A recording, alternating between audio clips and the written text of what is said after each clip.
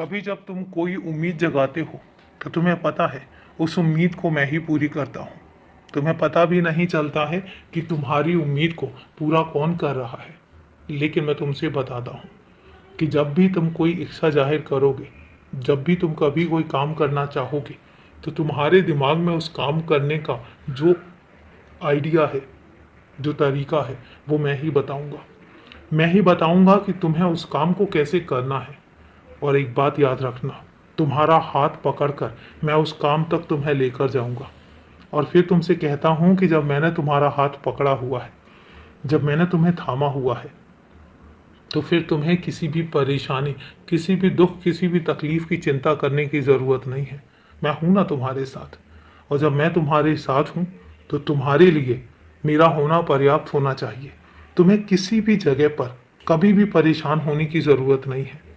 और तुमसे एक बात कहता हूँ कि अपनी ज़िंदगी में तुम जितनी हो सके दूसरों की सहायता किया करो।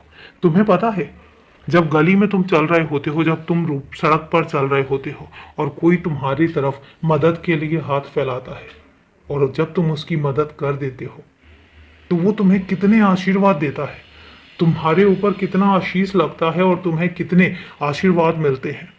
और वो आशीर्वाद सीधे सीधे मुझ तक पहुंचते हैं और उसके बाद मैं उस काम का तुम्हें फल देता हूँ। तो तुम्हें पता है, जब तुम कोई उठाए हुए हाथ की मदद करते हो तो तुम एक ऐसा पुण्य का काम करते हो जो हर किसी के बस में नहीं होता है।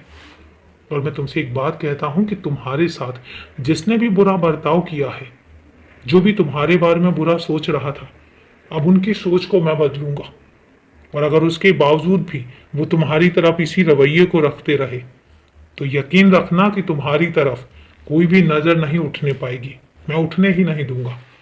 और कोई भी तुम्हारे बारे में अगर बुरा सोचता है तो मैं ऐसा होने ही नहीं दूंगा। वो सिर्फ सोचते रह जाएंगे और उसके बाद उनको कहाँ लेकर जाना है ये मैं सुनिश्चित करूंगा। तुम निश्चिंत रहो और अपने काम में व्यस्त रहो, खुश रहो। और अभी के लिए शुभ रात्रि मेरे बच्चे।